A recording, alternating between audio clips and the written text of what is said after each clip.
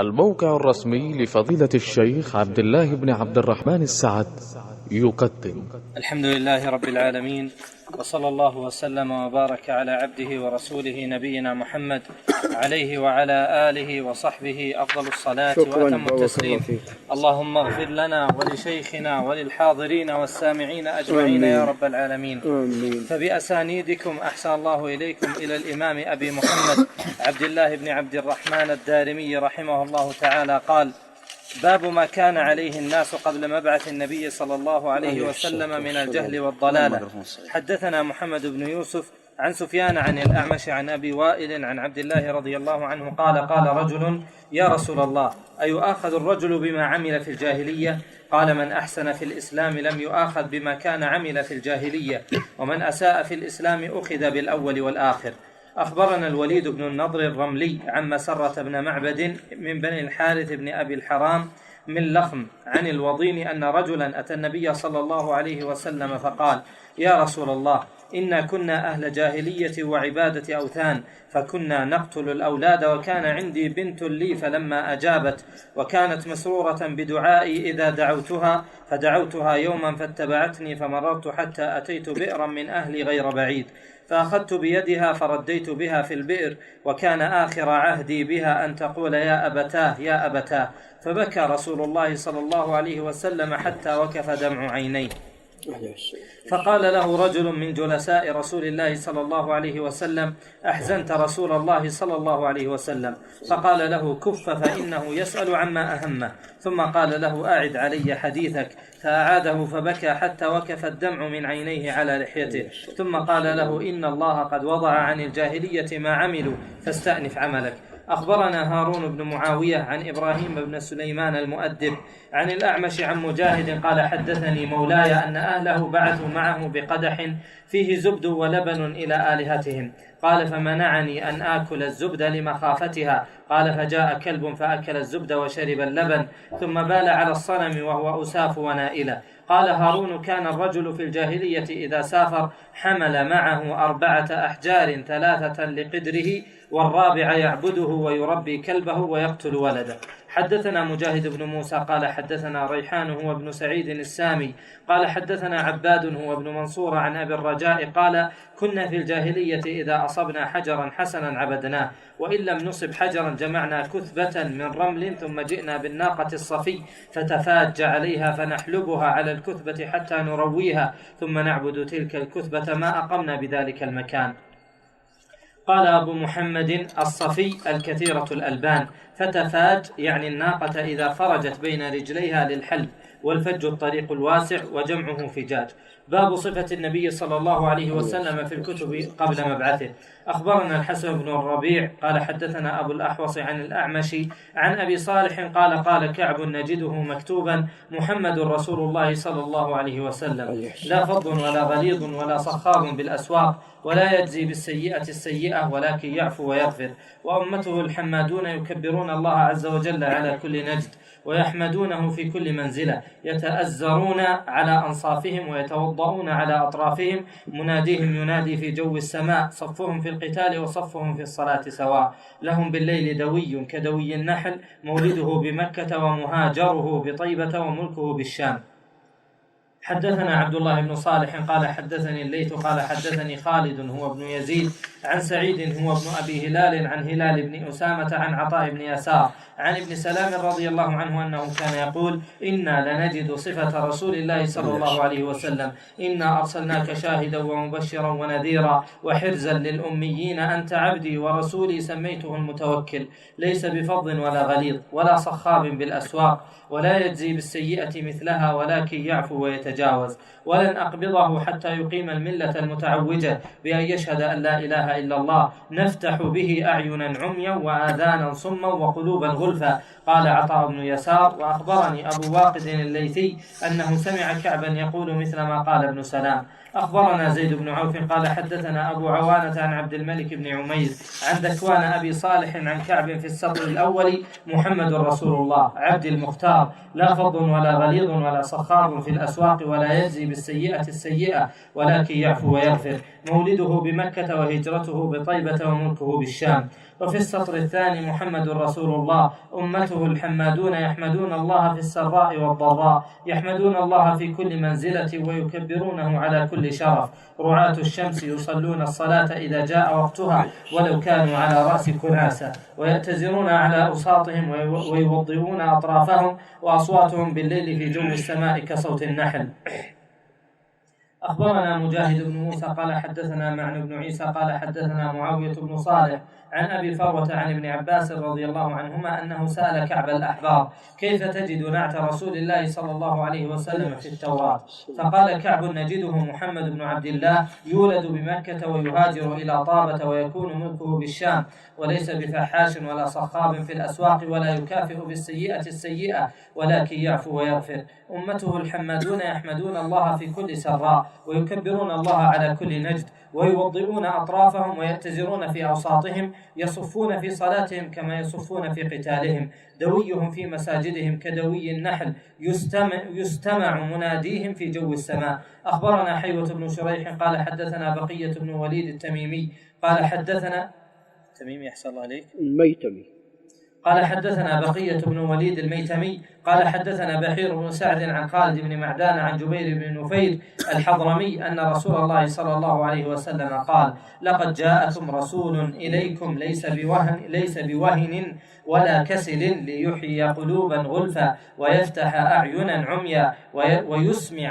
آذانا صما ويقيم السنة العوجاء حتى يقال: لا إله إلا الله وحده. أخبرنا محمد بن يزيد الحزامي قال حدثنا إسحاق بن سليمان عن عمرو بن أبي قيس عن عطاء عن عامر قال: كان رجل من أصحاب النبي صلى الله عليه وسلم له إليه حاجة فمشى معه حتى دخل، قال: فإحدى رجليه في البيت والأخرى خارجه، كأنه ينادي، فالتفت فقال: أتدري من كنت أكلم؟ إن هذا ملك لم أره قط قبل يومي هذا، استأذن ربه أن يسلم علي، قال: إنا آتيناك أو أنزلنا القرآن فضلا والسكينة صبرا والفرقان وصلا. أخبرنا مجاهد بن موسى قال حدثنا ريحان هو ابن سعيد قال حدثنا عباد هو ابن منصور عن أيوب عن أبي قلابة عن عطية أنه سمع ربيعة الجرشي يقول: أتي النبي صلى الله عليه وسلم فقيل له: لتنم عينك ولتسمع أذنك وليعقل قلبك، قال: فنامت عيناي وسمعت أذناي وعقل قلبي. قال: فقيل لي: سيد بنى دارا فصنع مأدبة وأرسل داعيا، فمن أجاب الداعي دخل الدار وأكل من المأدبة ورضي عنه السيد، ومن لم يجب الداعي لم يدخل الدار ولم يطعم من المأدبة وسخط عليه السيد. قال: فالله السيد ومحمد الداعي والدار الإسلام والمأدبة الجنة. أخبرنا الحسن بن علي قال حدثنا أبو أسامة عن جعفر بن ميمون التميمي عن أبي عثمان النهدي أن رسول الله صلى الله عليه وسلم خرج إلى البطحاء ومعه ابن مسعود فأقعده وخط عليه خطا، ثم قال: لا تبرحن فإنه سينتهي إليك رجال فلا تكلمهم فإنهم لن يكلموك. فمضى رسول الله صلى الله عليه وسلم حتى حيث أراد، ثم جعلوا ينتهون إلى الخط لا يجاوزونه، ثم يصدرون إلى النبي صلى الله عليه وسلم حتى إذا كان من آخر الليل جاء إلي فتوسد فخذي، وكان إذا نام نفخ في النوم نفخا، فبينما رسول الله صلى الله عليه وسلم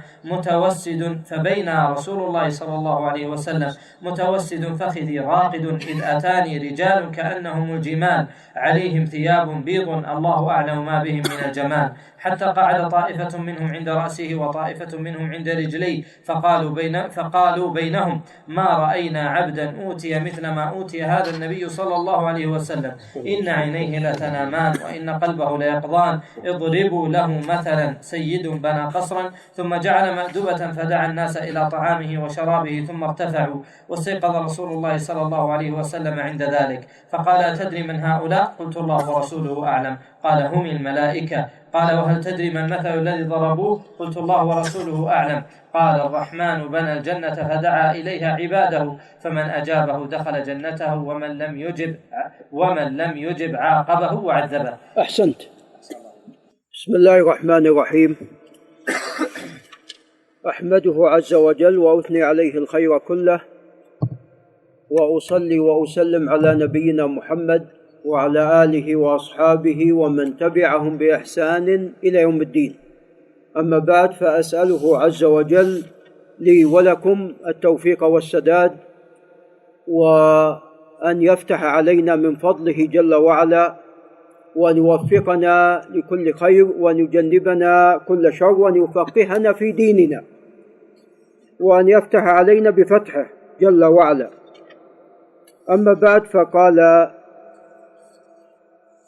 أبو عبد الله الدارمي، فقال أبو محمد الدارمي رحمه الله تعالى: باب ما كان عليه الناس قبل مبعث النبي صلى الله عليه وسلم من الجهل والضلالة.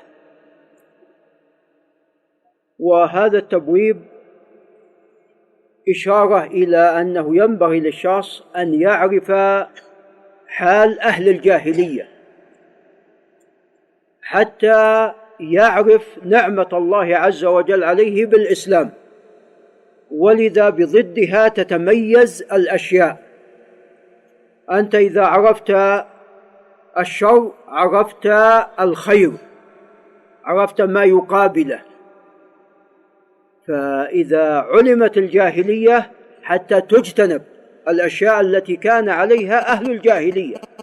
ولذا ربنا عز وجل قص علينا ما كان يفعله أهل الجاهلية في كتابه العظيم، ما كان يفعلونه من الشرك والكفر، من دعاء غير الله، ومن صرف العبادة لغير الله، ومن الذبح لغير الله، ومن أيضا القتل وسفك الدماء، ومن شرب الخمور والزنا وما شابه ذلك مما كان عليه أهل الجاهلية. ومن ذلك العصبية للأنساب والفخر بالأحساب وما كانوا عليه أهل الجاهلية، حتى يجتنب هذا الشيء. ولذا في صحيح البخاري من حديث حذيفة رضي الله تعالى عنه قال: كان الناس يسألون رسول الله صلى الله عليه وسلم عن الخير، وكنت أسأله عن الشر مخافة أن يدركني. فلذا كان يسأل رضي الله تعالى عن الشر حتى إذا أدركه يحذر منه وينتبه له. ولذا محمد بن عبد الوهاب رحمه الله له كتاب نفيس في بابه، وهو مسائل ماذا؟ مسائل الجاهلية.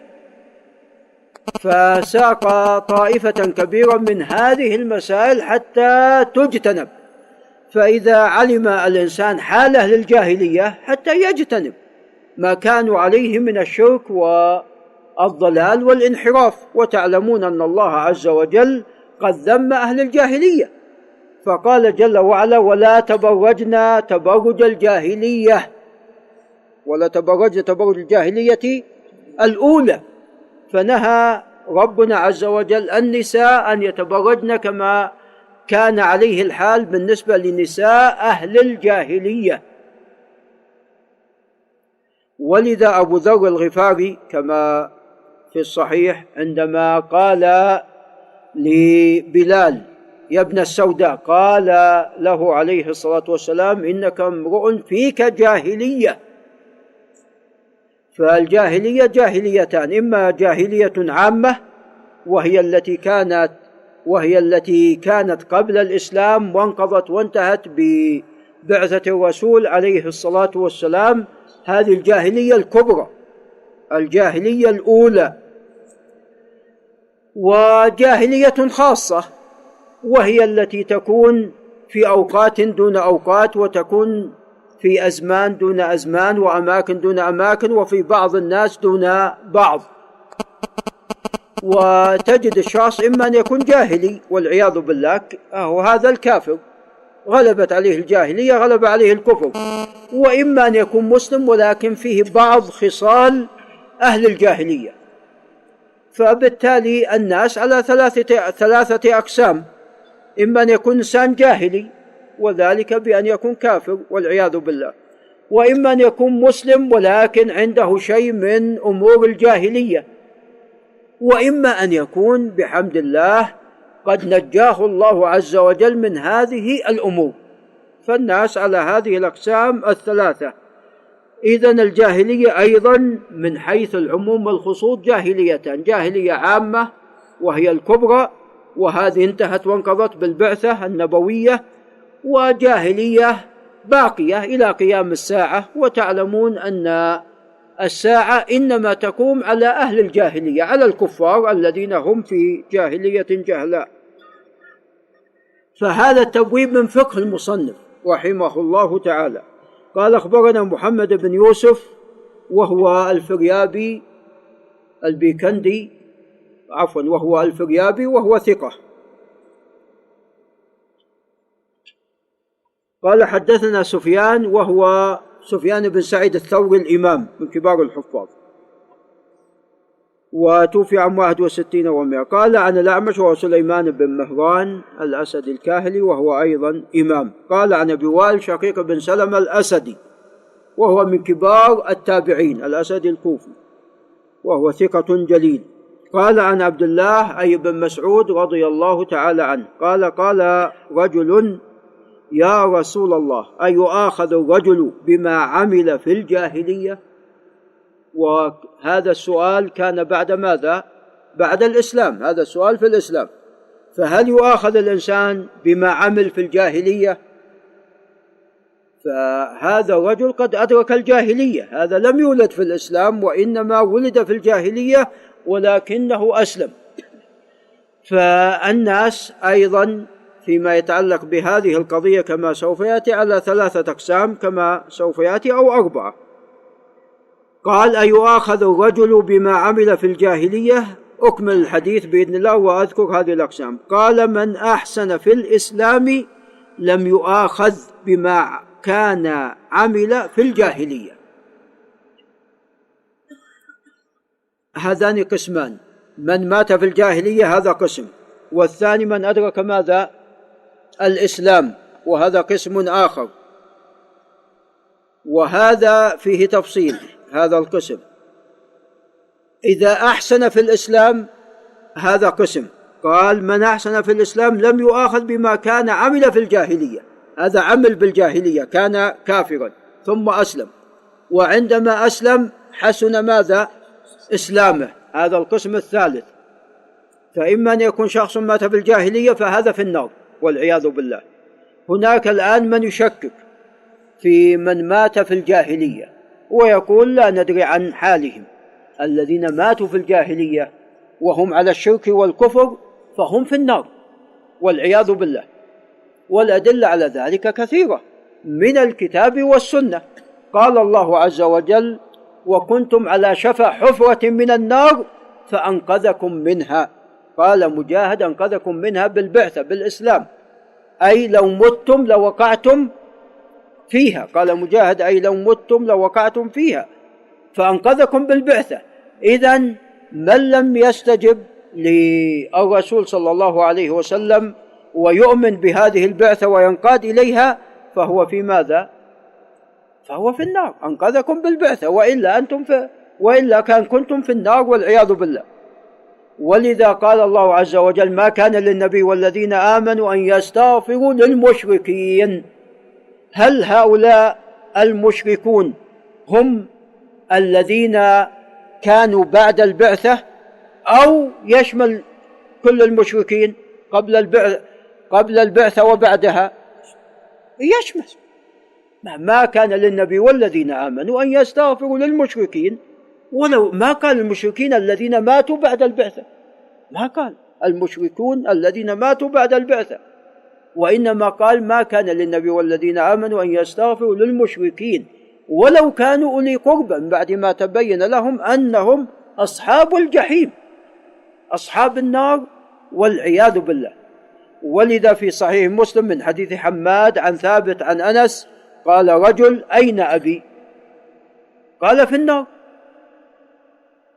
وترك الاستفصال في مقام الاحتمال ينزل منزلة العموم في المقال. ما قال له أبوك متى مات؟ قامت عليه الحجة ما قامت؟ ما قال، لأن الحجة أصلا قائمة. الله عز وجل أرسل إلى العرب أنبياء، وعلى رأسهم إسماعيل عليه السلام دعا إلى ملة إبراهيم عليه السلام، إلى توحيد الله وإفراده بالعبادة. وكان هود أيضا بالأحقاف، وكان صالح بالحجر، وشعيب بمدين. فأرسل رسل عليه الصلاة والسلام، هذا للعرب فقط. نعم في الجزيرة. نعم. فما استفصل عليه الصلاة والسلام، ما قال له هل والدك مات بعد أن بعث أو قبل، ولم يقل أيضا قامت عليه الحجة بلغته النذارة أو لا، لأن أصلا النذارة قد بلغت، ولقد بعثنا في كل أمة رسول أن اعبدوا الله واجتنبوا الطاغوت، فقال له في النار. ثم عندما أدبر وولى وعلم أنه قد أخذ في نفسه فدعاه عليه الصلاة والسلام، قال إن أبي وأباك في النار. وقطعا أن والد الرسول عليه الصلاة والسلام مات متى؟ قبل البعثة. ولذا أيضا في الحديث الصحيح في مسلم عندما أراد عليه الصلاة والسلام أن يستغفر لأمه، الله عز وجل أذن ولا لم يأذن؟ لم يأذن. وعندما أراد أن يزور القبر أذن ولا لم يأذن؟ أذن. فزيارة قبر المشرك لا بأس. وأما الاستغفار عليكم السلام للمشرك فلا. فتعلمون أن والديه عليه الصلاة والسلام قد مات قبل البعثة، ومع ذلك لم يأذن ربنا عز. أما بالنسبة لوالده فقال عليه الصلاة والسلام أنه في النار، وأما بالنسبة لأمه فلم يأذن الله عز وجل بالاستغفار لها. وأيضا ابن جدعان كما جاء في صحيح مسلم عندما قالت عائشة، لماذا عائشة رضي الله عنها سألت عن ابن جدعان؟ نعم كان كريما ويعطي، وبعد نعم وبعد أيضا هو ابن عمها، كلهم من تيم قريش، فسألت عن قريبها، فقال عليه الصلاة والسلام إنه لم يقل رب اغفر لي خطيئتي يوم الدين، فهو مات في الشرك فهو في النار.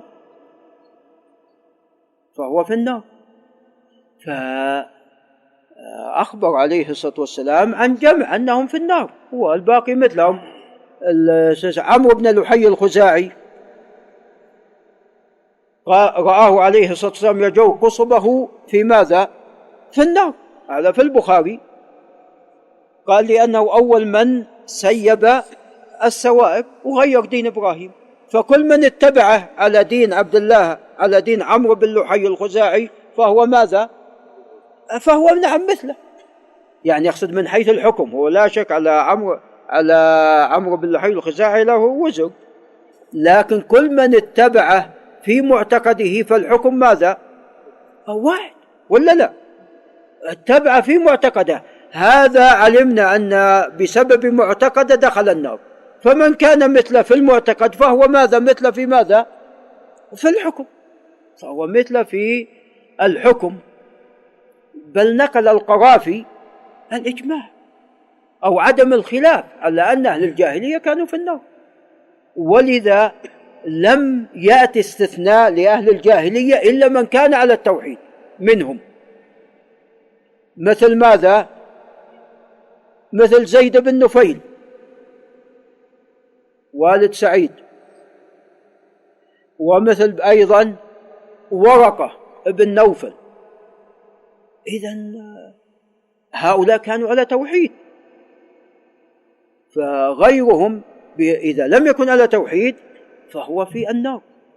ولذا راح يأتينا عند الدارمي أن عبد الله هذا رجل من التابعين، يبدو أنه من كبار التابعين، كما قال خالد بن معدان وهو من أجلة علماء الشام، قال كنا عند عمر بن عبد العزيز فما شعرنا إلا وعبد الله بن الأهتم قام خطيب، فكان من جملة خطبته بين يدي عمر بن عبد العزيز وأشراف الناس من العلماء وغيرهم، أكيد مجلس عمر يعني بأهل العلم، فقال إن من مات من أهل الجاهلية فهو في ماذا؟ فهو في النار. ولم يعترف عليه لا عمر بن عبد العزيز ولا غير عمر بن عبد العزيز ممن كان في المجلس. ولذا القرافي نقل عدم الخلاف في أنهم من أهل النار. ثم جاءت أقوال أخرى تشكك في هذا، وهل فترة وكلام مطول وما شابه ذلك. وأن أبو طالب أسلم إلى آخره من هالكلام. وحتى ألف السيوطي أكثر من رسالة في نجاة والدي المصطفى صلى الله عليه وسلم، وهذا كذب، هذا خلاف ما قال صلى الله عليه وسلم. فهذا احنا ما علينا أن نتبع الشرع هذا الذي جاء به الشرع. نعم. قال: ومن أساء في الإسلام أخذ بالأول والآخر. أنتم تعلمون أن هناك من أسلم وارتد والعياذ بالله، فسوف يؤخذ بالأول وماذا؟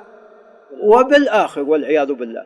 وعكس ذلك من أحسن، وهؤلاء الذين أحسنوا إما أن أدركوا الجاهلية فأسلموا، وإما أن ولدوا في ماذا؟ في الإسلام. فإذن هي الأقسام 4. نعم. والحديث حديث صحيح وقد خرجه الشيخان. قال: أخبرني الوليد بن النضر الرملي وهو صدوق لا بأس به عن مسرة بن معبد. مسرة وقع فيه اختلاف، قواه أبو حاتم الرازي وتكلم فيه أبو حاتم بن حبان البستي. قواه أبو حاتم الرازي قال لا بأس به، وتكلم فيه أبو حاتم بن حبان البستي، ولعله صالح. قال: من بني الحارث ابن أبي الحرام من لخم. نعم. وطبعا لخم وجذام كانوا يعني منهم أطراف العراق ومنهم بالشام، وهذا ممن كان في الشام، وهم من الجاهلية، كانوا في هذه البلاد منذ الجاهلية. ويقال أن بيت ما يسمى ببيت لحم، الصواب بيت ماذا؟ بيت لخم، وغيروه حتى لا يريدون أن العرب كانوا في الجاهلية موجودين. حتى اليهود يدعون، يعني هم يقولون هذه أرض الميعاد، أرض الآباء والأجداد، يعني فلسطين، وقد كذبوا، الأرض لله يورثها من يشاء. وهؤلاء اليهود الذين جاءوا أغلبهم ليسوا أصلا من ذرية اليهود الذين كانوا في عهد موسى عليه السلام، وفي عهد سليمان، في عهد داود وسليمان عليهما السلام، وإنما أغلبهم كان من يهود الخزر، وتهودوا وانتشروا في أوروبا ثم جاءوا ثم بعض أيضا اليهود الذين جاءوا إلى فلسطين هم أصلا بعضهم من العرب، من قحطان، الذين تهودوا في زمن تبع الحميري، يهود اليمن، هؤلاء عرب. وتعلمون في المدة الأخيرة أيضا ذهبوا إلى فلسطين. وهناك يهود الفلاش الحبشة، أصلا هؤلاء ليسوا من اليهود الذين كانوا في فلسطين، هذا بس من باب التنزل في الرد عليهم، وإلا الأرض لله يورثها من يشاء جل وعلا. نعم. قال: عن الوضين، والوضين هو بن عطاء الشامي، والوضين مختلف فيه وفيه ضعف، الوضين مختلف فيه وفيه ضعف، وهذا الخبر خبر منكر كما سوف يأتي، بالإضافة إلى انقطاعه وإرساله.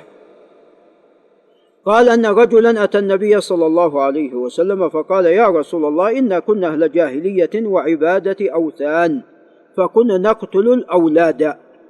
وتعلمون أن هذا في القرآن العظيم: وإذا الموءودة سئلت بأي ذنب قتلت ولا تقتلوا أولادكم خشية إملاق. فذكر الله عز وجل عن أهل الجاهلية أنهم كانوا يقتلون أولادهم لواحد من أمرين: إما لفقر ولا تقتلوا أولادكم من إملاق، وإما خشية العار، فلهذين الأمرين. وقد اختلف هل قتل الأولاد الذي كان عندهم، ومن ذلك دفن البنات وهن أحياء، الوأد، هل هذا في كل قبائل العرب أو في بعض القبائل دون بعض؟ يعني هناك من يقول أن هذا فقط في نجد، يعني في تميم إشارة إلى نجد. يعني أيضا قال بعض أهل العلم: تعلمون أن أشد الناس على الدجال من هم؟ بنو تميم، قال بعض أهل العلم هذا إشارة إلى أهل نجد. نعم، فهل هو الوعد خاص في أهل نجد ولا أيضا يشمل غيرهم؟ هناك من يقول أن كان مشهورا بين أهل نجد، ولذا كان الفرزدق يفتخر. الفرزدق تميمي نجدي ثم بصري، كان يفتخر بأن والده أحيا 100 موؤودة. نعم. فقال: وكانت عندي بنت لي فلما أجابت وكانت مسرورة بدعائي. الإنسان إذا دعا ولد يفرح. إذا دعوتها يوما فاتبعتني فمررت حتى أتيت بئرا من أهلي غير بعيد فأخذت بيدها فرديت بها في البئر، وكان آخر عهدي بها أن تقول: يا أبتاه يا أبتاه. فبكى رسول الله صلى الله عليه وسلم حتى وقف دمع عينيه. فقال له رجل من جلساء النبي صلى الله عليه وسلم: أحزنت رسول الله صلى الله عليه وسلم؟ فقال له: كف فإنه يسأل عما أهمه. ثم قال له: أعد علي حديثك. فعاده فبكى حتى وقف الدمع من عينيه على لحيته. ثم قال: إن الله قد وضع عن الجاهلية ما عملوا فاستأنف عملك. هذا خبر منكر من حيث الصناعة الحديثية، لكن المعنى هذا جاء في القرآن العظيم كما تقدم، وهذا معلوم كما تقدم عن العرب أو عن بعضهم. نعم. وأما نهاية الحديث إن الله وضع عن أهل الجاهلية ما عملوا فهذا قد نصت عليه النصوص، ومن ذلك ما جاء في صحيح مسلم في قصة عمرو بن العاص عندما أراد أن يبايع الرسول عليه الصلاة والسلام فقبض يده فقال: هل يغفر لي؟ عندما سأل عليه الصلاة والسلام قال: أما تعلم أن الإسلام يجب ما قبله. نعم، أو كما قال عليه الصلاة والسلام. نعم. فهذا خبر منكر بالإضافة إلى الانقطاع الذي فيه وضعف بعض رواته. قال: أخبرنا هارون بن معاوية وهو صدوق لا بأس به. قال: عن إبراهيم بن سليمان المؤدب وهو مثله أيضا. قال: عن الأعمش تقدم. قال: عن مجاهد هو بن جبر المكي. ومجاهد في الكتب الستة 3 أشهرهم مجاهد بن جبر المكي الإمام تلميذ عبد الله بن العباس.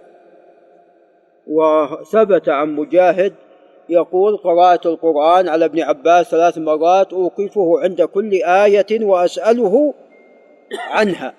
هذا ثابت عن مجاهد بن جبر المكي قال: قرأت القرآن على ابن عباس 3 مرات أوقفه عند كل آية وأسأله عنها. وقال: لو قرأت على قراءة ابن مسعود لم احتج إلى أن أسأل، لأن قراءة ابن مسعود فيها بعض التفسيرات.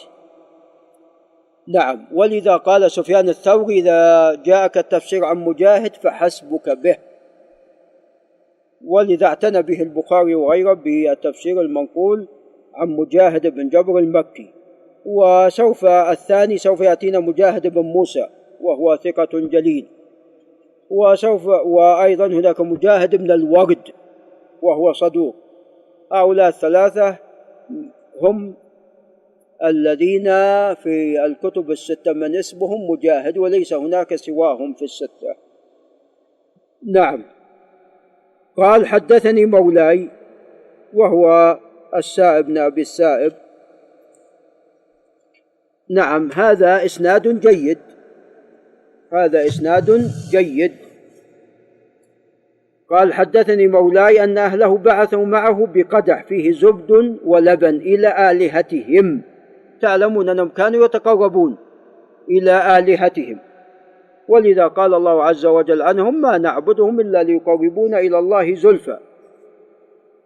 وقال جل وعلا عنهم: هذا لله وهذا جعلوا الله شركاء، فقالوا هذا لله بزعمهم وهذا لشركائنا. فما كان لشركائهم فلا يصل إلى الله، وما كان لله فهو يصل إلى شركائهم. نسأل الله العافية والسلامة. نعم. فهذا من جملة القرابين اللي كان يتقربون بها للأصنام، من ذبح، من لبن، من كذا وكذا، من سمن، من يعني أشياء يتقربون بها بزعمهم إلى آلهتهم. فبعثوا معه زبد ولبن، بقدح فيه زبد ولبن إلى آلهتهم. قال فمنعني أن آكل الزبد لمخافتها، يخاف أن آلهتهم المزعومة أنها تفعل به وتفعل، وهو وده أن يأكل منها الزبد ويشرب من اللبن. وهذا إلى الآن موجود والعياذ بالله عند كثير من المشركين، يخشى من قبر فلان أنه ماذا؟ نعم، أنه يضره ويفعل به وكيت وكيت، إلى الآن موجود، نسأل الله العافية والسلامة. وبعض الناس يقولون يشور فيه بلهجتهم، ولا يا أبو زيد؟ نعم، هذا موجود، فيعني يضره. فجاء الشرع بإبطال ذلك، لا أحد يضر ولا ينفع إلا الله جل وعلا سبحانه وتعالى، والتقرب لا يكون إلا إليه، العبادة لا تكون إلا له جل وعلا. قال لمخافتها، قال فجاء كلب فأكل الزبد وشرب اللبن. فانظر إلى هذه العبرة، كلب اعتدى على ذلك. قال ثم بال على الصنم، نسأل الله العافية والسلامة، فأخذ ما عنده وبال عليه. قال وهو إساف ونائلة، كان إساف ونائلة في داخل الكعبة، وكانت قريش وغيرهم من العرب يعبدونهما ويعظمونهما والعياذ بالله. إساف اسم رجل ونائلة اسم امرأة، وقيل والعياذ بالله أنهما زنيا في الكعبة فمسخهم الله جل وعلا، فصاروا هؤلاء يعظمونهم، نسأل الله العافية والسلامة. قال هارون بن معاوية كان الرجل في الجاهلية إذا سافر حمل معه 4 أحجار، يكون هذا كان بداية عبادة الأصنام عندهم. طبعا في عمرو بن لحي عندما ذهب إلى الشام وجد أصنام، فأتى بها إلى بلاد العرب ونصبها في الكعبة ودعا الناس إلى عبادتها. وهذا كان أيضا قد يكون له مقدمة، ومن جملة المقدمة أنهم كانوا من تعظيمهم للكعبة إذا خرجوا خارج مكة يريدون شيء يتذكرون به الكعبة ومكة، فيأخذون من أحجار مكة، من أحجار الحرم. فهذا والعياذ بالله أدى بهم إلى عبادة الأحجار والأشجار وما شابه ذلك والعياذ بالله. قال حمل معه 4 أحجار، 3 لقدره، القدر يحتاج إلى 3 أثافي حتى يحمل عليها القدر. قال والرابع يعبده والعياذ بالله، ويربي كلبه ويقتل ولده. هذا الوعد أو القتل خوف الفقر. نعم، فهذا هو كان حالهم والعياذ بالله. فأبدلهم الله عز وجل بخير من ذلك وبأفضل من ذلك، وبأن دعاهم إلى عبادة وحده لا شريك له جل وعلا، وإلى التقرب له وحده سبحانه وتعالى، وإلى الإحسان إلى ولده وعدم قتله. نعم، ونهاهم عن تربية الكلاب إلا في الأشياء 3 التي جاء الترخيص فيها. نعم. قال حدثنا مجاهد بن موسى، وهذا أحد من يسمى مجاهد في الكتب ال6 وهو ثقة جليل الخوارزمي. قال حدثنا ريحان هو بن سعيد السامي. طبعا السامي هذا نسبة إلى سامة بن لؤي، وقد اختلف هل هم من لؤي بن غالب من قريش أو لا، فيه خلاف بين أن السابين خلاف قديم، وقد سكن هؤلاء كثير منهم سكنوا البصرة. والسبب في هذا الخلاف أن سامة بن لؤي فارق إخوته من قديم، فلذا اختلفوا فيه، ولذا اختلفوا فيه بهذا السبب. نعم. فريحان من بني سامة بن لؤي قال حدثنا عباد بن منصور وهو البصري، وريحان بن سعيد السامي البصري قال عن أبي رجاء، ترى في بعض النسخ أبي الرجاء خطأ، الأولى أبي رجاء، أبو رجاء العطاردي. ما اسمه أبو رجاء العطاردي؟ عمران بن ملحان، وعطارد بطن من تميم، وهو بصري ومخضرم، قد أدرك الجاهلية، بصري أو كوفي، والأقرب أنه بصري. شوف معاذ، وقد أدرك الجاهلية ومخضرم وقد عمر. نعم بصري. نعم. وأبو رجاء كان كاظمة المعروفة اللي في الكويت، ثم سكن البصرة. قال كنا في الجاهلية إذا أصبنا حجرا حسنا عبدناه. هكذا كان أهل الجاهلية والعياذ بالله، إذا أصبنا حجرا عبدناه والعياذ بالله. حجر يعبدون من دون الله، نسأل الله العافية والسلامة. وإن لم نصب حجرا جمعنا كثبة من رمل ثم جئنا بالناقة الصفي أي كثيرة اللبن. قال فتفاج عليه أي تفتح رجلنها عليه حتى يحلبون الحليب ويصبون على هذه الكثبة حتى تجتمع وتتماسك، فنحلبها على الكثبة حتى نرويها، ثم نعبد تلك الكثبة ما أقمنا بذلك المكان، والعياذ بالله. هذا كان حال أهل العرب، هذا كان حال العرب في جاهليتهم والعياذ بالله. فجاء الله عز وجل بهذا الخير وهذا الدين وهذا الإسلام، وأبدلنا ربنا عز وجل بهذا الشرك بالتوحيد وعبادة وحده لا شريك له سبحانه وتعالى. فعلى المسلم أن يحقق التوحيد، وأن يكون داعية للتوحيد، وأن يعرف نعمة الله عز وجل عليه بهذا التوحيد. قال أبو محمد أي الدارمي الصفي الكثيرة الألبان. نعم. هذا الخبر اسناد صالح، وقد جاء من طريق آخر، فمعناه ثابت صحيح. نعم. قال طبعا ريحان بن سعيد مختلف فيه، لا بأس به، لكن في رواية عن عباد بن منصور قد تكلم فيها، لكن هذا قد جاء من وجه آخر عن أبي رجاء فهو ثابت، جاء معناه.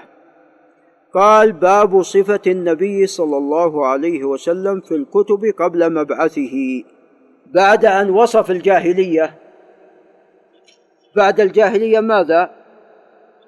الإسلام، والإسلام المبعوث به هو الرسول عليه الصلاة والسلام، فأراد أن يذكر صفته وعلامات نبوته حتى يؤمن به ويتبع وينقاد الإنسان إليه، ويترك الشرك والكفر وحال أهل الجاهلية.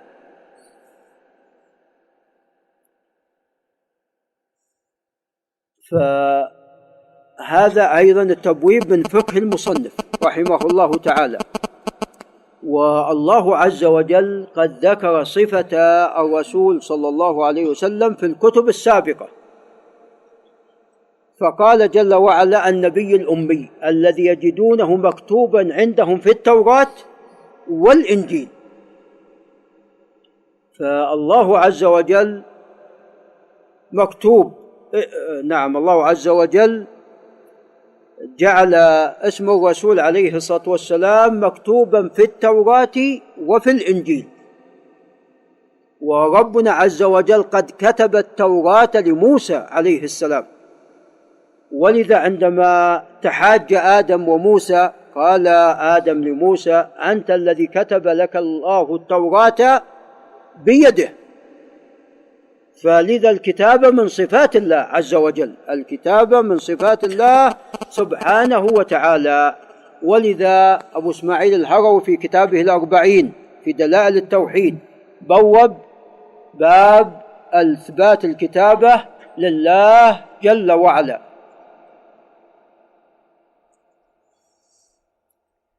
نعم.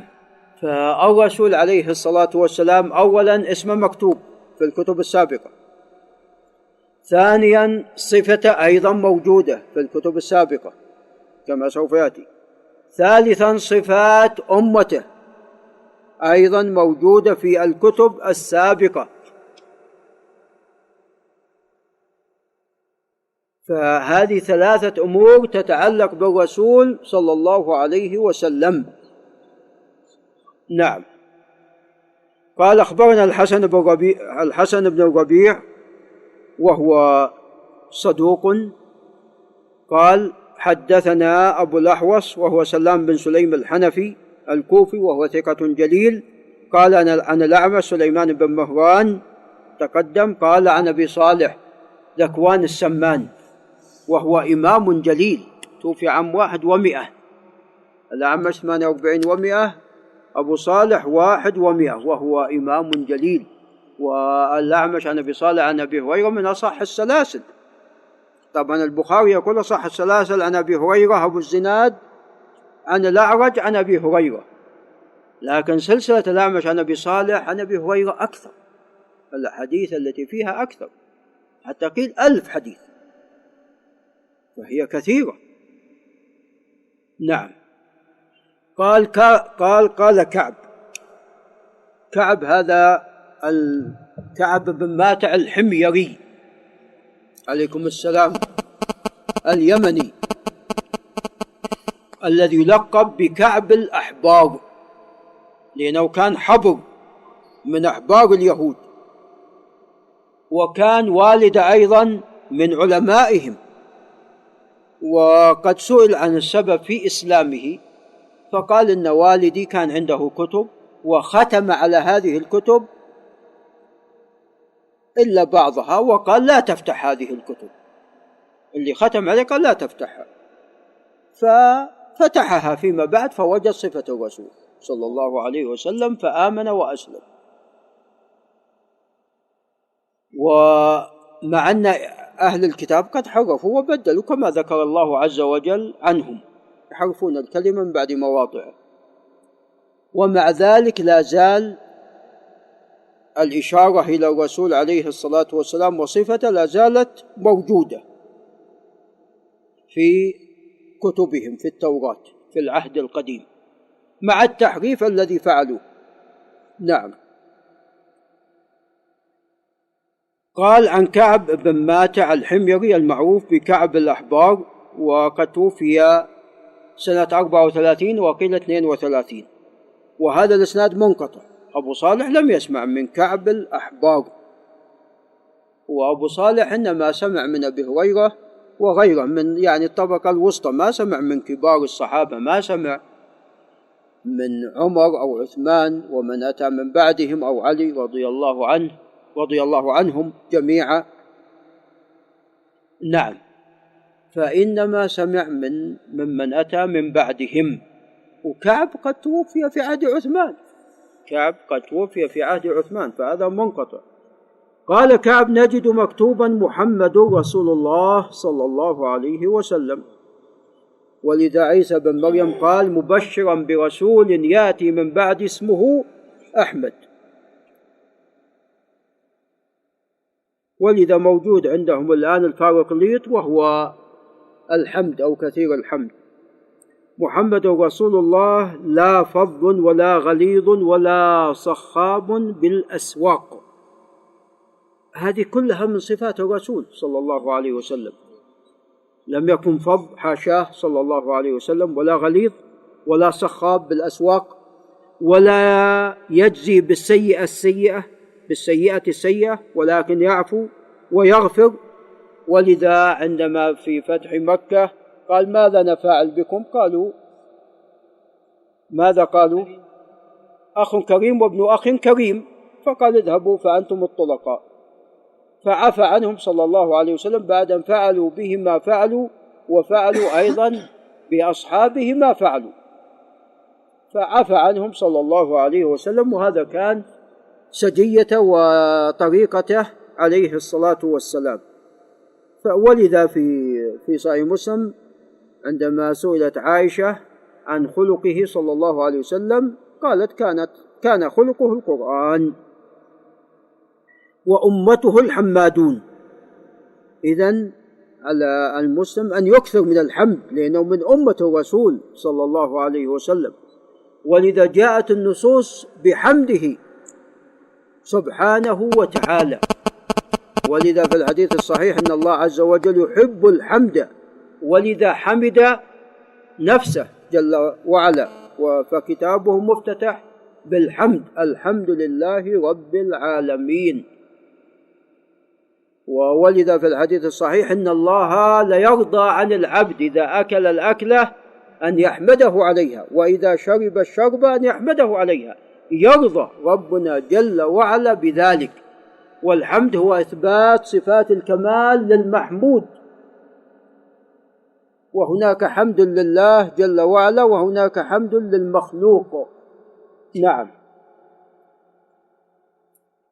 نعم، وليس هذا موضع تفصيل في ذلك. قال يكبرون الله على كل نجد، ولذا السنة إذا صعدنا ماذا؟ نعم، إذا صعدوا كانوا شرف كبروا، وإذا هبطوا سبحوا. فيكبرون على كل نجد أي ما ارتفع من الأرض، ويحمدونه في كل منزله. نعم، وتعلمون دعاء المنزل.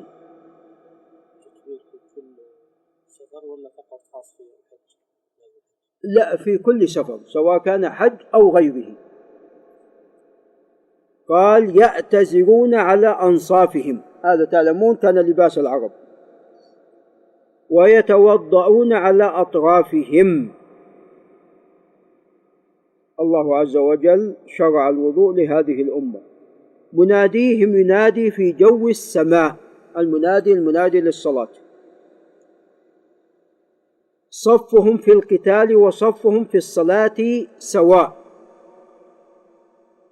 إن الله يحب الذين يقاتلون في سبيله صفا كأنهم بنيان مرصوص. لهم بالليل دوي كدوي النحل، بالصلاة وقراءة القرآن وبالذكر. مولده بمكة، ولد عليه الصلاة والسلام بمكة. طبعا فيه خلاف في مولده، هل بمكة ولا خارج مكة، والأرجح والأصوب أنه بمكة، وهذا هو المشهور. هناك من ذهب إلى أنه ولد خارج مكة صلى الله عليه وسلم، لكن المشهور أن مولده بمكة، وهذا يؤيد ذلك. ومهاجره بطابة المدينة، وملكه بالشام. هذا قد ثبت في الحديث الصحيح أنه رأى عمود الكتاب أخذ إلى الشام، حمل إلى الشام. فتعلمون حكم بني أمية كان بالشام بعد الخلفاء الراشدين.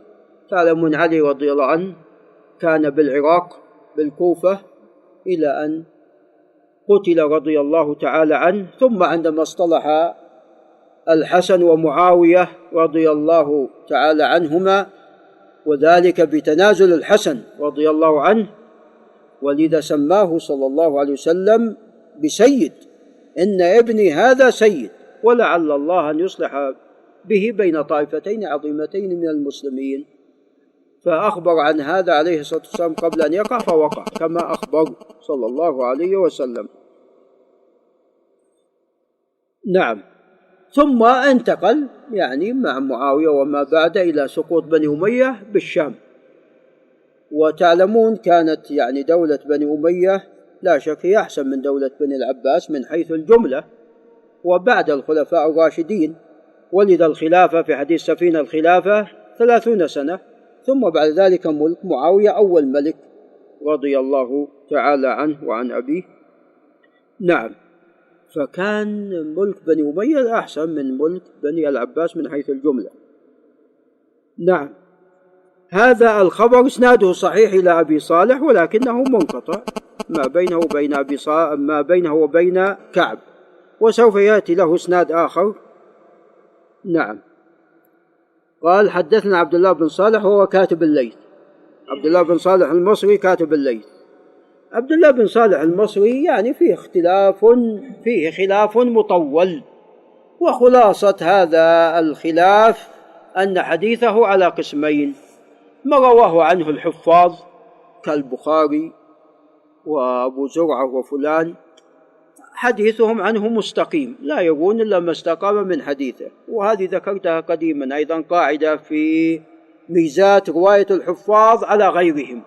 من هذه الميزات إذا كان الراوي قد خلط في بعض الأشياء كما حصل لأبي صالح، فرواية الحفاظ ليست مثل رواية غيرهم، ينتقون. والقسم الثاني من ليس من الحفاظ، من لا ينتقي، فهي دون ذلك، والدارمي من كبار الحفاظ. قال حدثني الليث، يعني طبعا الأولى قوية ومستقيمة، والثانية الأصل فيها الاستقامة، حتى الثانية الأصل فيها الاستقامة، هذا الذي يترجح عندي، الأصل فيها الاستقامة حتى يتبين خلاف ذلك. نعم، أنكر عليه بعض الأشياء، هو مكثر، والذي يكثر يقع فيه الخطأ، فتترك هذه الأخطاء. فإذن هي 3 أقسام إذا أردنا عن زيادة في التفصيل. ما روى عنه كبار الحفاظ فالأصل فيه الاستقامة، وهذا أقوى حديثه. ثم ما رواه عنه من غير الحفاظ من الثقات فالأصل فيه الاستقامة والقبول دون الأول. والثالث ما تبين بالدليل أنه أخطأ فيه وتفرد به، فهذا فيه نظر. ما أخطأ فيه طبعا يرد، وما تفرد به فيه نظر. نعم، إلا يعني التفرد طبعا فيه أيضا تفصيل. قال حدثني الليث هو بن سعد الفهمي المصري الإمام، إمام أهل مصر، وتوفي عام 75 و100. قال حدثني خالد هو بن يزيد أيضا الجمح المصري، وهو ثقة جليل فقيه. قال عن سعيد هو ابن أبي هلال، وهو ثقة جليل. قال عن هلال، سعيد بن أبي هلال المصري. قال عن هلال بن أسامة وهو أيضا ثقة. عن عطاء بن يسار الهلالي المدني وهو ثقة جليل. قال عن ابن سلام وهو عبد الله بن سلام الحبر، كان حبرا عند اليهود فآمن وأسلم فأصبح حبر من أحبار المسلمين، وهو من نسل يوسف عليه السلام، وتوفي عام 43. ووصفه الله عز وجل بأنه عنده علم من الكتاب، وهذا ثناء عظيم على عبد الله بن سلام رضي الله عنه. وتعلمون اليهود كانوا يعدونه من أفضلهم وسيدهم وابن سيدهم، حتى عندما علموا أنه أسلم قالوا شوينا وابن شوينا والعياذ بالله. نعم، أنه كان يقول إنا لنجد صفة رسول الله صلى الله عليه وسلم، لأن عبد الله بن سلام حبر. وعندما جاء الرسول عليه الصلاة والسلام قال ذهبت إليه، فعندما رأيت وجهه قلت وجهه ليس بوجه كذاب، علمت أن وجهه ليس بوجه كذاب صلى الله عليه وسلم، وحاشاه عليه الصلاة والسلام. ومع ذلك أيضا سأله فعلم أنه هو النبي الذي جاءت أخبرت عنه الأنبياء من قبل عليهم الصلاة والسلام، فآمن وأسلم. أنه كان يقول إن لنجد صفة رسول الله صلى الله عليه وسلم، إن أرسلناك شاهدا ومبشرا ونذيرا، وهذا كله كما تعلمون جاء في القرآن العظيم، وحرزا للأميين، يعني يقول حرز الحفظ والصون، وهذا بالدين الذي أرسله الله عز وجل به لن أقبضه حتى يقيم الملة المتعوجة. الملة العوجاء شامل لرسالات الأنبياء. ما كان عند العرب، كانوا العرب على ملة إبراهيم ثم عوجت بانحرافهم فيقيم ذلك.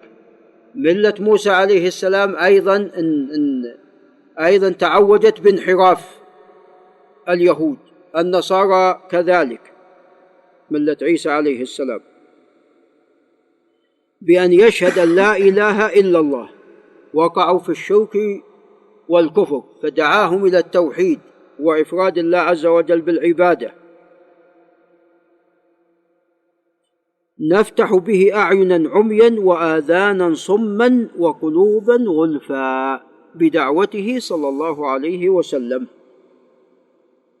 هذا إسناد لا بأس به، ولكن ينظر في سماع عطاء بن يسار عن ابن سلام، ولعله إذا أمكن أن يراجع الآن. نعم، قال عطاء بن يسار وأخبرني بواقد الليثي. هنا قال أخبرني بواقد الليثي، لكن عبد الله بن سلام ما قال أخبرني، أنه سمع كعبا أي كعب الأحبار يقول مثل ما قال بن سلام، وهذا يشهد لخبر كعب السابق. وكعب قد روى عنه بعض الصحابة، ومنهم أبو واقد الليثي، ومنهم أبو هريرة رضي الله تعالى عنه. نعم، قال أخبرنا زيد بن عوف، وزيد بن عوف البصري ويلقب بفهد، ولعل هذا أضعف راوي أو من أضعف الرواة في مسند الدارمي. قد اتهم زيد بن عوف، قد اتهم بسرقة الحديث. نعم، تركوه، وهو مكثر عن أبي عوانة، يروي عن أبي عوانة كما قال ابن عدي، وهذا الخبر عنه. قال له غرائب عن أبي عوانة فرادات، أي ابن عدي يقول حدث أبو عوانة وهو الوضاح بن عبد الله اليشكري، ثقة جليل، توفي عام 76 و100، وبالذات إذا حدث من كتابه. قال عن عبد الملك بن عمير، هو اللخمي الكوفي، وهو ثقة جليل، وعلى تفصيل في حديثه، وعمر، ولذا يعني تغير بعض الشيء وتكلم وقع في بعض الأخطاء، وذكرت أن التفصيل فيما سبق ذكرت الراجح فيه، والأصل أنه ثقة. عن ذكوان أبي صالح عن كعب في السطر الأول: محمد رسول الله عبدي المختار، لا فظ ولا غليظ ولا سخاب في الأسواق، ولا يجزي بالسيئة السيئة ولكن يعفو بالسيئة السيئة، ولكن يعفو ويغفر، مولده بمكة وهجرته بطيبة وملكه بالشام. وفي السطر الثاني: محمد رسول الله أمته الحمادون يحمدون الله في السراء والضراء، يحمدون الله في كل منزلة ويكبرونه على كل شرف.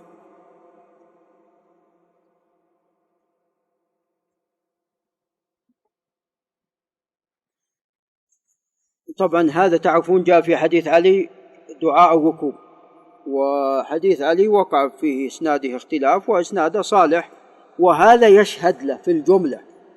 يحمدون، تعرفون السنة حديث علي: بسم الله، الحمد لله، سبحان الذي سخر لنا هذا وما كنا له مقرنين وإنا إلى ربنا لمنقلبون، إلى آخره. نعم، قال نعم، يحمدون الله في كل منزلة، هذا الشاهد، ويكبرونه على كل شرف. وعاة الشمس، وعاة الشمس هذا في المواقيت، مواقيت الصلاة، يصلون الصلاة إذا جاء وقتها ولو كانوا على رأس كناسة، كناسة الزبالة،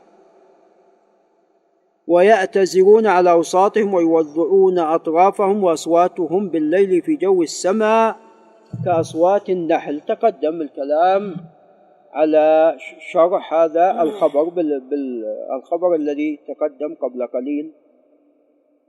قبل الذي تقدم. نعم. وهذا لا ينكر على زيد بن عوف لأنه قد جاء من غير طريق ماذا؟ من غير طريق زيد بن عوف، لكن هو زيد بن عوف تركوه، وهناك من اتهمه بالسرقة، سرقة الحديث.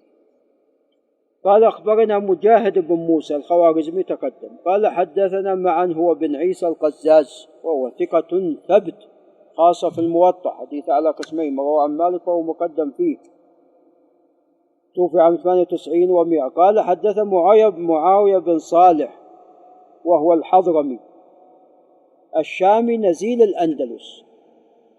ومعاوية بن صالح فيه خلاف، وراجح أنه صدوق جيد الحديث، له بعض الأشياء التي تستغرب. قال عن أبي فروة، فروة فيه جهالة، ليس اختلف من هو، فهو ليس بالمعروف. قال عن ابن عباس رضي الله تعالى عنهما أنه سأل كعب الأحبار: كيف تجد نعت رسول الله صلى الله عليه وسلم في التوراة؟ فقال كعب: نجده محمد بن عبد الله، يجدونه مكتوبا عندهم في التوراة والإنجيل، يولد بمكة ويهاجر إلى طابة، ويكون ملكه بالشام، وليس بفحاش ولا بسخاب في الأسواق، ولا يكافئ السيئة السيئة، ولكن يعفو ويغفر. أمته الحمادون يحمدون الله في كل سراء. نعم. ماذا جاء في حديث ثوبان؟ حديث ثوبان في حمد الله عز وجل في السراء والضراء، ما يصيب المسلم من نصب، غير الحديث الثاني: إن أصابته سراء شكر فكان خيرا له، وإن أصابته ضراء صبر فكان خيرا له. ويكبرون الله على كل نجد، يوضئون أطرافهم، ويأتزرون في أوساطهم، يصفون في صلاتهم كما يصفون في قتالهم. وهذا كما تقدم يدل على مدح الصف في القتال،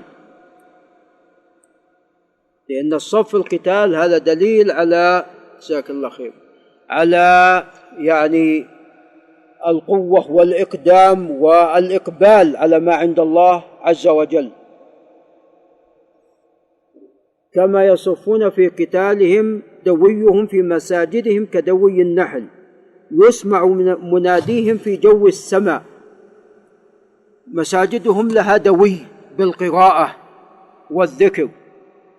نعم. وهذا كان حال المسلمين من قبل، وكان من قبل كل حتى العامة لابد له ورد يقرأ فيه القرآن أو يحمد الله ويسبح ويذكر الله جل وعلا. وكان يعني في بعض الأماكن هذا بين المغرب والعشاء هذا لقراءة القرآن أو قراءة ورد الشخص. والآن كما تعلمون من يسلم الإمام رأسا إلى الباب، ولذا تجدون غالب من يأتي في الأخير هو أول من يخرج، أول من ينصرف. فالبقاء بالمساجد والذكر ورفع الصوت، ولذا السنة رفع الصوت بالذكر بعد الصلاة، بعد الانتهاء من الصلاة. السنة كما تعلمون رفع الصوت بالذكر. وهذا يشهد لحديث أبي معبد عن ابن عباس الذي في الصحيحين: كنت أعرف انقضاء صلاة رسول الله صلى الله عليه وسلم بالتكبير، وفي رواية رفع الصوت نعم بالتسبيح. نعم. فهذا يشهد لما جاء في حديث ابن عباس. نعم. يسمع مناديهم في جو السماء كما تقدم هو الأذان. ولذا قال عليه الصلاة والسلام لأبي سعيد: إني أراك تحب الغنم والبادية، فإذا حضرت الصلاة فارفع صوتك بالنداء. فمن السنة رفع الصوت بالنداء. نعم.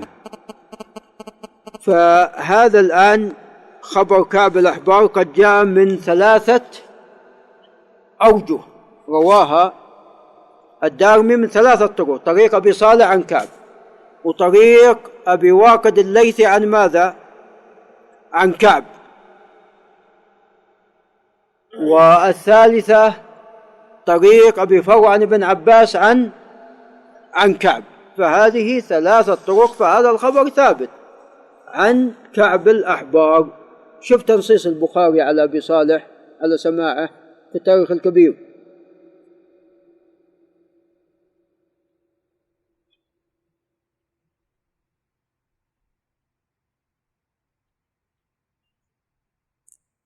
قال: أخبرنا حيوة بن شريح. وطبعا هذا الإسناد، إسناد ابن عباس عن كعب، هذا إسناد لا بأس به صالح، وإن كان أبو فروة هذا ليس بالمشهور، ولكن كما تقدم الأسانيد السابقة تشهد له، فبعضها يقوي البعض الآخر. قال: أخبرنا حيوة بن شريح. حيوة بن شريح هذا هو الحمصي المقرئ، وهو ثقة حافظ. وعندنا حيوة بن شريح الشامي، وهو أيضا ثقة جليل فاضل. فعندنا 2 حيوة بن شريح، كلاهما ثقة، واحد شامي والآخر مصري، والمصري أكبر من الشامي. قال: حدثنا بقية بن الوليد الميتمي، ليس التيمي، ليس عفوا التميمي، خطأ التميمي، بقية بن الوليد ليس تميميا، وإنما هو ميتمي كلاعي. نعم، فليس بتميمي. وبقية بن الوليد الكلام فيها أيضا طويل، وهو صدوق، وأقوى ما يكون حديثه إذا وجدت فيه 5 شروط، وقد ذكرت الشروط من قبل فيما سبق، ما في حاجة نطيل فيها. قال: حدثنا بحير بن سعد، وهو الكلاعي الشامي، وهو أيضا ثقة، وبقية يكثر عن بحير بن سعد، وأحيانا يتصحف في بعض المواضع إلى بحير بن سعيد، خطأ، بحير بن سعد الكلاعي الشامي. عن خالد بن معدان، وهو الحمصي، وهو ثقة جليل. وهذا إسناد شامي حمصي، وأهل الحديث يهتمون بذلك، ومنهم أبو داود له كتاب التفرد يهتم بهذا، وابنه أيضا أبو بكر بن أبي داود، وغيرهم من الحفاظ يهتمون بذلك غاية الاهتمام. عن جبير بن نفير الحضرمي الشامي، وهو ثقة جليل من كبار التابعين،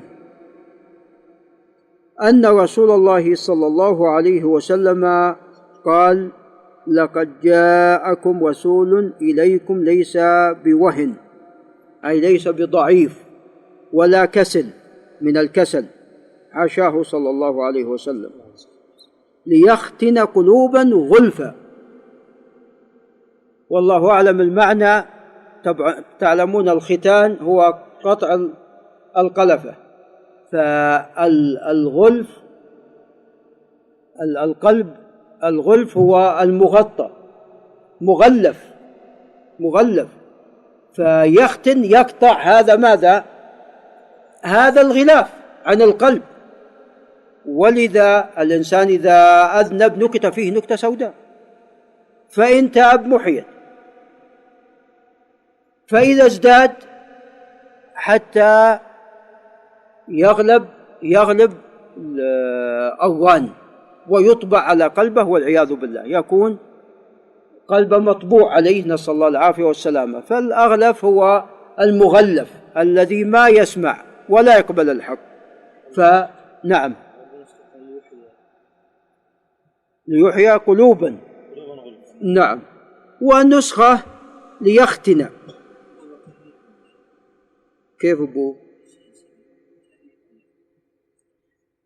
والله هو يعني لعل ليختن، والله أعلم، يختنها ختان ولد الأقلف الذي لم يختتن، فالغلف هي المغطاة، يختنها يفتحها ويكسر هذا الغلاف. والمعنى الآخر أيضا مستقيم واضح.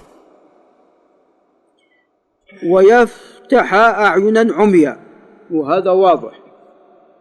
ويسمع آذانا صما، وهذا أيضا واضح. وتعلمون أن العمى قسمان: عمى القلب المعنوي والعياذ بالله، إنها لا تعمى الأبصار ولكن تعمى القلوب التي في الصدور، فهذا عمى معنوي نسأل الله العافية والسلامة. والثاني العمى الحسي، العمى الحسي. فالصمم نفس الشيء، صمم معنوي وحسي. الصمم المعنوي الذي يسمع الحق ولكنه ماذا؟ لا يستجيب، لا ينقاد إليه، فهو لا يسمعه. ولذا سمع الله لمن حمد، استجاب لمن حمده جل وعلا. فالصمم أيضا حسي ومعنوي. ويقيم ألسنة عوجا،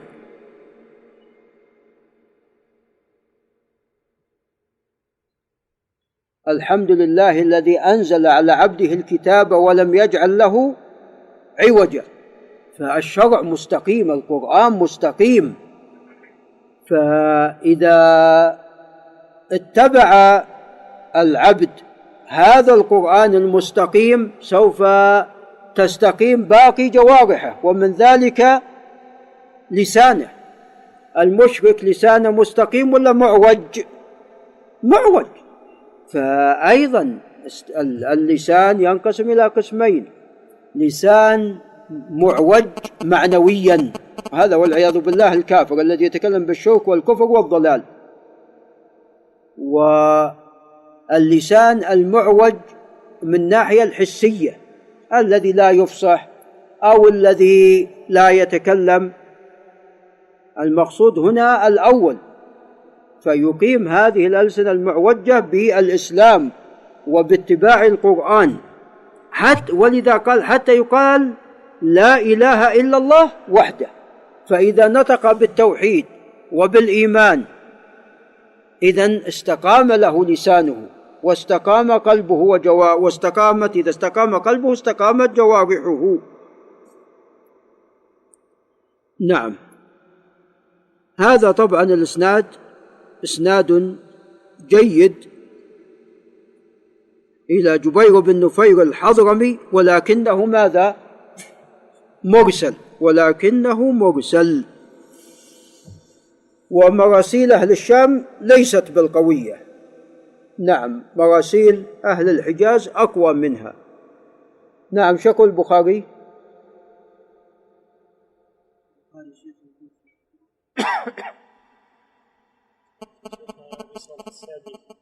صالح السمان، ذكوان السمان. ايه، سعد متأخر رضي الله، سعد بن وقاص آخر العشرة موتا، توفي عام 55. وأبو هريرة قريب من عنده، توفي 59. فلو كان سمع من علي من قبل سعد كعلي رضي الله عنه لذكر.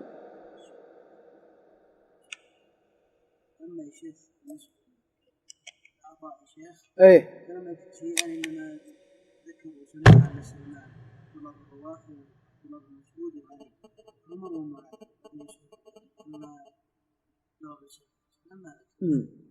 عمر لم يسمع من عند عطاء بن اي ولا حتى سلمان لم يثبت، والله اعلم. نعم. يؤجل الى وقت اخر. من يبحثه؟ الشيخ انس موجود؟ ابو مالك؟ المهم نبغي واحد يبحث سماع إن كان وجد لعطاء بن يسار من عبد الله بن سلام.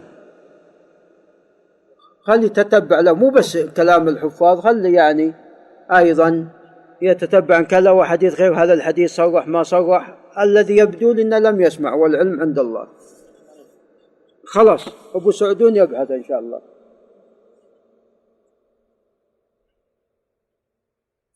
نعم. قال حدثنا، قال أخبرنا، عفوا. طبعا أبو محمد الدارمي الغالب يقول أخبرنا، أبو محمد الدارمي الغالب يقول أخبرنا، والنسائي في الغالب يقول ماذا؟ أخبرنا في الغالب، بينما البخاري لا يقول أخبرنا، حدثنا وحدثني وقال لي وقال فلان وزادني. نعم. قال أخبرنا محمد بن يزيد الحزامي قال حدثنا إسحاق بن سليمان قال عن عمرو بن أبي قيس قال عن عطاء هذا هو ابن السائب قال عن عامر. عطاء بن السائب قد روى عن عامرين، عامر بن شهر أبو الكنود وهذا صحابي، روى عن عامر الشعبي وهذا تابعي، وأظنه هنا عامر الشعبي والله أعلم.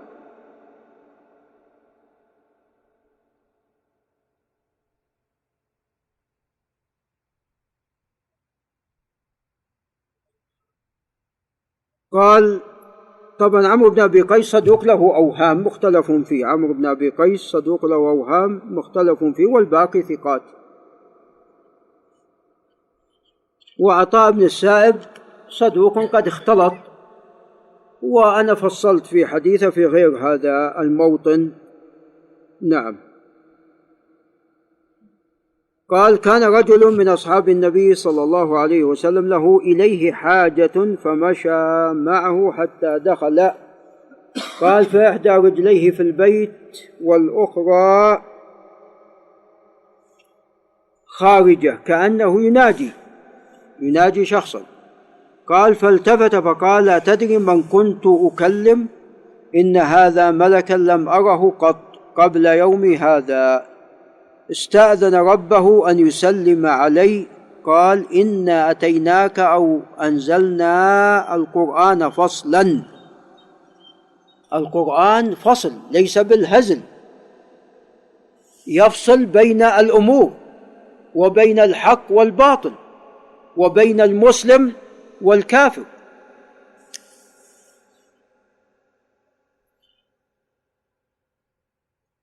والسكينة صبرا، هو الذي أنزل السكينة في قلوب المؤمنين.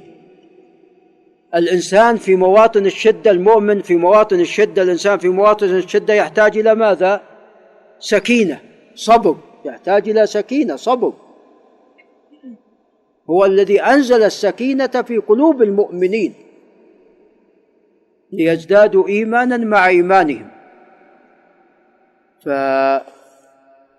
في وقت الشدة يحتاج الإنسان إلى سكينة، إلى تصبير، والسكينة هي الطمأنينة، ولذا الذين يذكرون الله عز وجل تنزل عليهم السكينة، الطمأنينة في هذا الموطن العظيم وهو ذكر الله عز وجل.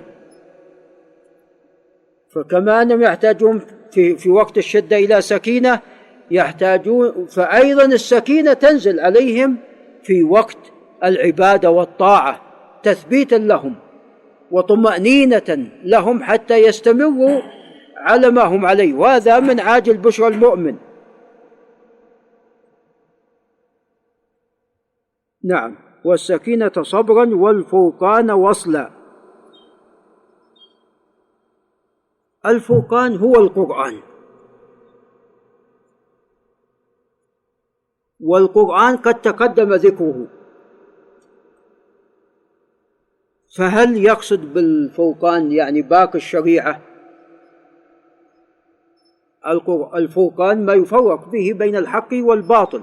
وصلا هي التي تصل بمن؟ بالله عز وجل. الله عز وجل أمر بالتمسك بحبله المستقيم، عليك أن تصل نفسك بالله، وصل النفس بالله بطاعته والانقياد إليه وتحكيم شريعته. فالفرقان وصلا يصلك بالله، إما القرآن، ومن أسماء القرآن الفرقان، وإما يعني باقي الشرع، لأن هنا القرآن قد تقدم، فباقي الشرع السنة تصلك بالله، تصلك بالله جل وعلا وصلا، تصلك بالله، تصلك بأهل الخير، تصلك بأهل الاستقامة. نعم. هذا طبعا الإسناد، يعني عمرو بن أبي قيس لم يسمع من عطاء قبل الاختلاط، لم يذكر أنه سمع قبل الاختلاط، هذا واحد. والأمر الثاني، إذا قلنا أن عامر هذا هو الشعبي يكون ماذا؟ يكون الخبر نعم منقطع مرسل. نعم. قال أخبرنا مجاهد بن موسى تقدم، قال حدثنا ريحان هو بن سعيد السامي تقدم، قال حدثنا عباد بن منصور، وعباد بن منصور لا بأس به، عباد بن منصور لا بأس به، هو البصري لا بأس به. قال عن أيوب هو ابن أبي تميم كيسان السختياني وهو ثقة إمام. قال عن أبي قلابة وهو عبد الله بن زيد الجرمي وهو ثقة عالم جليل. قال عن عطية هو ابن قيس وهو ثقة أنه سمع ربيع الجرشي الشامي، وقد اختلف في ربيعة هل هو صحابي أو تابعي، والخلاف قوي، الخلاف قوي، وكأنه صحابي، يعني في خبرين، يعني ساقه بن عساكر أو ساق أحد الخبرين أو ساق كلاهما، أنا قديم العهد به فيما سبق مراجعة، وترجح لي بعض الشيء أنه صحابي.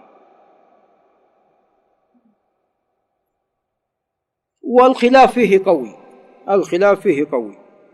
يقول أتي نبي الله صلى الله عليه وسلم فقيل له لتنم عينك ولتسمع أذنك، وقد قال عليه الصلاة والسلام تنام عيني ولا ينام قلبي، وليعقل قلبك، يعني اسمع سماع معنوي بأذنك، واعقل بقلبك، وعينك لا بأس أن تنام. وقد يحتاج الإنسان، تعلمون النوم راحة، الأصل يحتاج إنسان إلى الراحة، ارتاح واستمع. وليعقل قلبك، قال فنامت عيني وسمعت أذناي وعقل قلبي. قال فقيل لي سيد بنى دارا فصنع مأدبه وأرسل داعيا. سيد بنى دارا هو الله جل وعلا، السيد هو الله، وأرسل داعيا وهو الرسول صلى الله عليه وسلم. فمن أجاب الداعي أي أجاب الرسول عليه الصلاة والسلام دخل الدار وأكل من المأدبة، ورضي عنه السيد، استجاب لدعوته فرضي عنه، رضي الله عز وجل عنه. ومن لم يجب الداعي والعياذ بالله ولم يدخل الدار ولم يطعم من المأدبة، ما ذاق حلاوة الإيمان، سخط عليه السيد. قال فالله السيد، إذا أطلق السيد ينصرف إلى الله، لا يجوز أن يقال السيد عن مخلوق، يقال سيد، لكن السيد لا، السيد إذا عرفت لا ولم تضف لا تطلق إلا على الله جل وعلا، إذا لم تعرف تطلق على المخلوق، أو أضيفت سيد الدار، سيد الإبل يعني رب الإبل ومالكها، سيد قومه. نعم. قال فالله السيد ومحمد صلى الله عليه وسلم الداعي، والدار الإسلام، والمأدبة الجنة.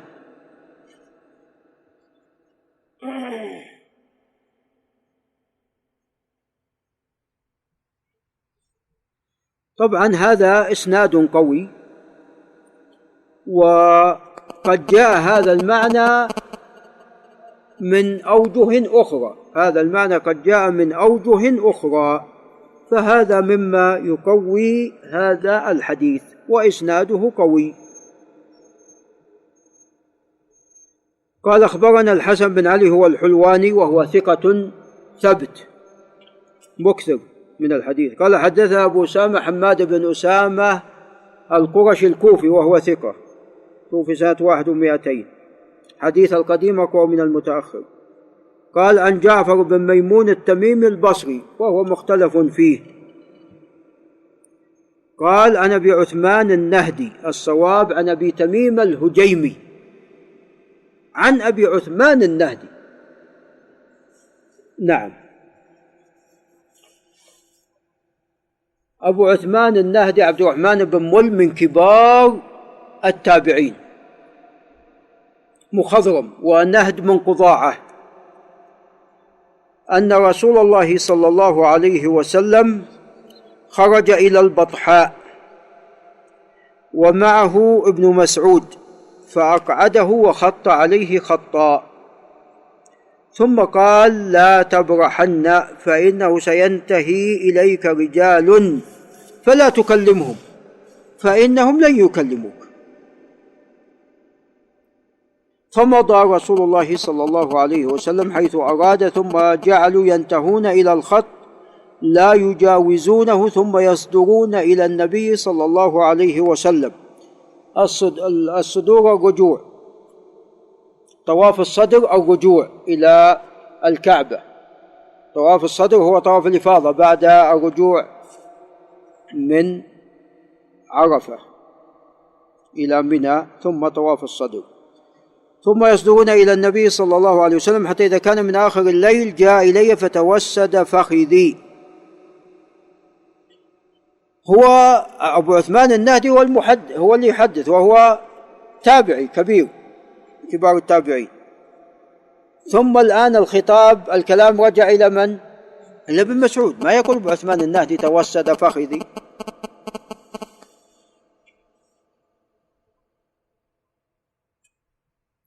وكان إذا نام نفخ صلى الله عليه وسلم، نفخ النوم نفخا، وهذا مما يقع له صلى الله عليه وسلم، كان إذا نام نفخ، وكان يسمع له غطيط صلى الله عليه وسلم، والنفخ تردد النفس من النائم. نعم. قال فبين رسول الله صلى الله عليه وسلم متوسد فخذي راقد إذ أتاني رجال كأنهم الجمال كبار عليهم ثياب بيض، فالله أعلم ما بهم من الجمال، جمال في الكبر وجمال في الوسامة، حتى قعد طائفة منهم عند رأسه وطائفة منهم عند رجليه، فقالوا بينهم ما رأينا عبدا أوتي مثل ما أوتي هذا النبي صلى الله عليه وسلم، إن عينيه لتنامان وإن قلبه يقظان، اضربوا له مثلا. ما هو المثل؟ تعلمون الشرع جاء بضرب الأمثال، القرآن فيه أمثال كثيرة ولذا ألف في الأمثال، والسنة فيها أمثال كثيرة أيضا، وألف أيضا كتابان في السنة في الأمثال، أو المطبوع أو المؤلف أكثر، لكن طبع كتابان. نعم. ما هو هذا المثل؟ سيد بنى قصرا ثم جعل مأدبة فدعا الناس إلى طعامه وشرابه، ثم ارتفعوا واستيقظ رسول الله صلى الله عليه وسلم عند ذلك، فقال لي أتدري من هؤلاء؟ قلت الله ورسوله أعلم. قال هم الملائكة. قال وهل تدري ما المثل الذي ضربوه؟ قال قلت الله ورسوله أعلم. قال الرحمن بنى الجنة جل وعلا. وثبت أن الجنة لبنة من ذهب ولبنة من فضة، وملاطها المسك الأذفر، نسأل الله من فضله. فدعا إليها عباده فمن أجابه دخل جنته ومن لم ومن لم يجبه عاقبه وعذبه. هذا الخبر هو مرسل وفيه جعفر بن ميمون وهو مختلف فيه. ولذا هذا الخبر فيه شيء صحيح وفيه شيء غير صحيح. هذا القصة وقعت لابن مسعود مع رسول عندما كان مع رسول الله صلى الله عليه وسلم، ولكن في مجيء ملائكة ولا الجن، فهذا من التخليط الذي وقع في هذا الخبر، فليسوا الملائكة وإنما هو رأى الجن، وجاء إليه الجن وسألوه وقرأ عليهم القرآن صلى الله عليه وسلم وحدثهم. نعم الملائكة في حديث آخر ضربوا له مثل كما تقدم. فإذن هذا الحديث فيه شيء صحيح وفيه شيء ماذا؟ ليس بصحيح، وهذا بسبب كونه مرسل وأن فيه من قد تكلم فيه أو اختلف فيه. نعم. فأما ضرب المثل والمأدبة فهذا ثابت، وأما الجن فهذا ثابت في خبر آخر ليس في هذا الخبر. نعم. ولعل نقف عند هنا. هذا وبالله تعالى التوفيق.